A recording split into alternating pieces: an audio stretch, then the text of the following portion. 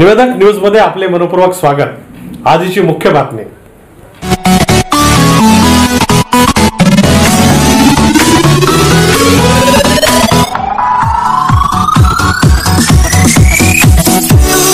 स्वागत संबोधन के लिए मैं आपका आभार प्रकट करता हूं और अब महाराष्ट्र के मुख्यमंत्री श्री उद्धव ठाकरे जी से आग्रह करूंगा कि वे अपने विचारों से हमें अनुग्रहित करें।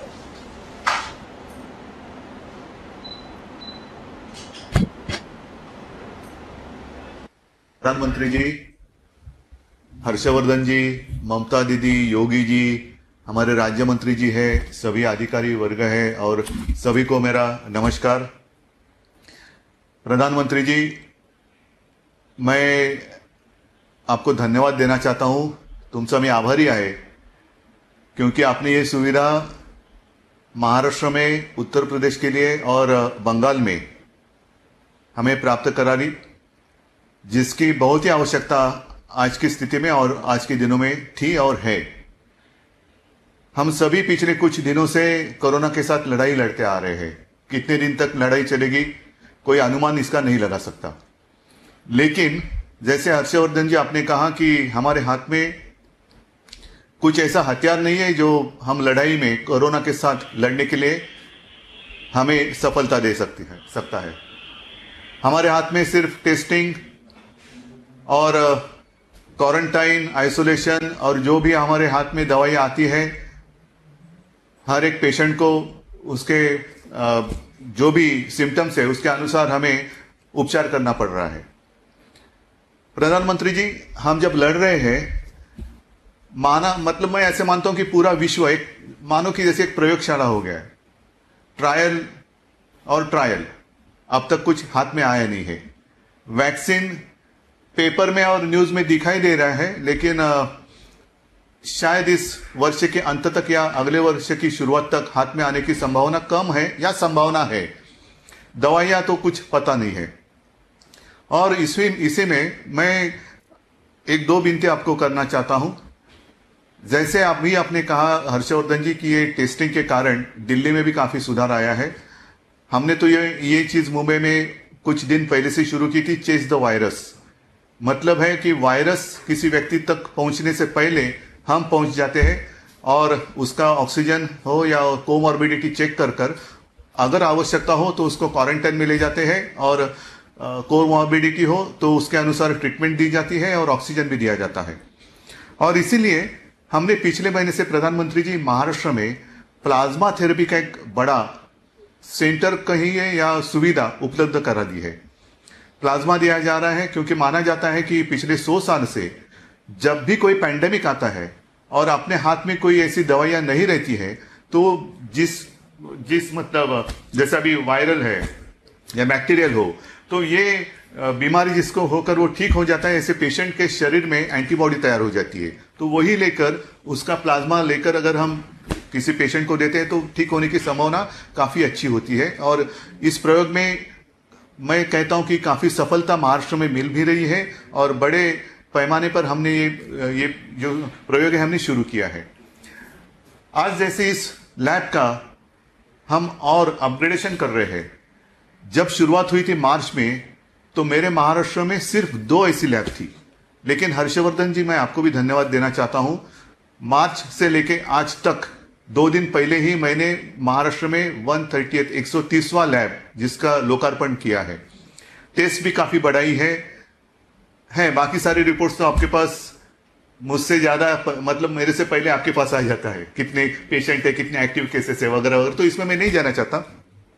प्रधानमंत्री जी, मैं आपको कहना चाहता था, विनती कर रहा हूं कि जिस तरीके से ये लैब आज हमें दे रहे हैं उसी तरीके से हम महाराष्ट्र में, मुंबई में एक इम्यूनोलॉजिकल लैब शुरू करना चाहते हैं।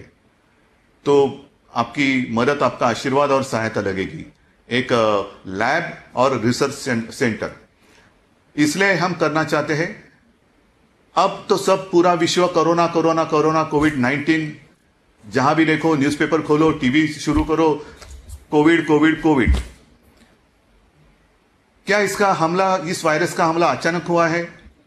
जब मैं 2-3 दिन पहले सोच रहा था तो मैं मानता हूं अचानक नहीं हुआ है।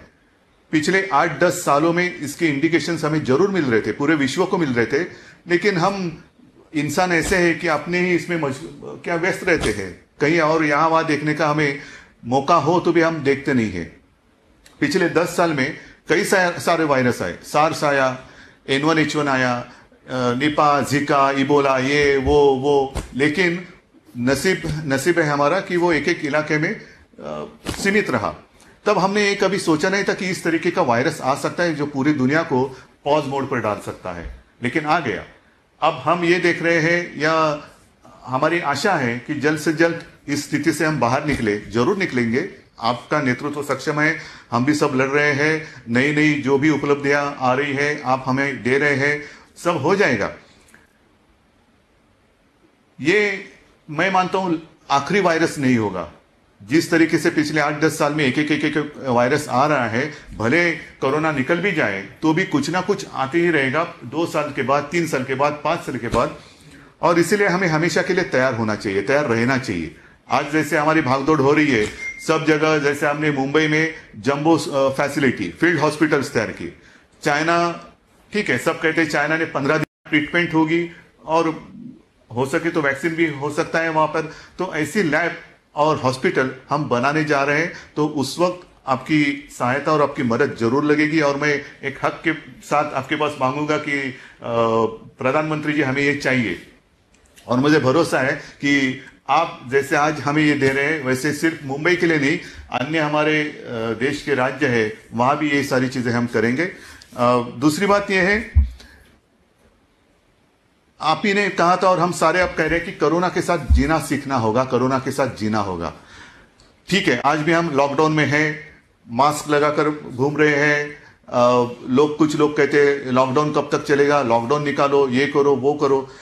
क्या लेकिन हम लॉकडाउन खोलने के लिए तैयार है? हम मतलब आप और मैं नहीं, हमारे नागरिक, वो जीवन उन्होंने क्या अपना लिया है।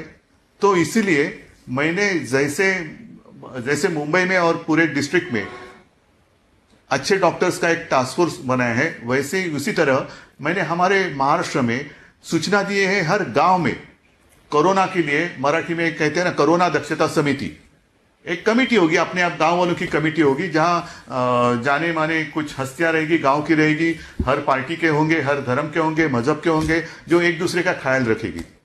मतलब कहाँ भीड़ नहीं होनी चाहिए, अगर कुछ लोग इकट्ठा आए तो डिस्टेंस रखो भाई। अरे आपने मास्क नहीं पहना, मतलब आज तो मैंने नहीं पहना क्योंकि मैं घर में बैठा हूं, नहीं तो आप कहेंगे आप बोल रहे हो और आप ही ने नहीं पहना, तो वैसे नहीं। तो जब भी आएंगे तो ये सारी बातें हमें करनी होगी, और इसीलिए मैं चाहता हूं कि ये जो आपने आज जो सुविधा दी है काफी मदद होने वाली है। वैक्सीन तो आएगी, हमें पूरा भरोसा है।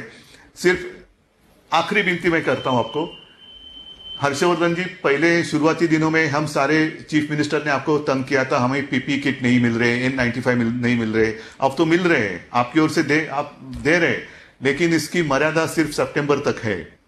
तो प्रधानमंत्री जी ये थोड़ी बढ़ाने की आवश्यकता है। जब तक ये संकट हम कह सकते कि हाँ अभी हमारे काबू में आ गया है, तब तक इसको थोड़ा सा और बढ़ाएं तो हम इसी के ऊपर ज्यादा फोकस कर सकते हैं, ट्रीटमेंट के ऊपर कर सकते हैं और सुविधा बढ़ाने के लिए कर सकते हैं।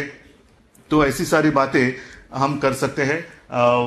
ज्यादा मैं कुछ कहता नहीं, क्योंकि सबकी स्थिति एक जैसे है, सभी लड़ रहे हैं, सबको मैं शुभकामनाएं देता हूं और आपको मैं दिल से धन्यवाद दे रहा हूं। और जिस तरीके से आप नेतृत्व कर रहे हैं और ऐसे कठिन परिस्थिति में आप हमारे पीछे सिर्फ खड़े नहीं है, हमारे साथ चल रहे हैं, हर कदम आप हमारे साथ है।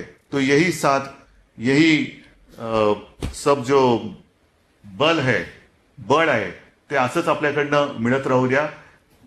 तुम्हाला खरंच मनापासून धन्यवाद। जय हिंद, जय महाराष्ट्र।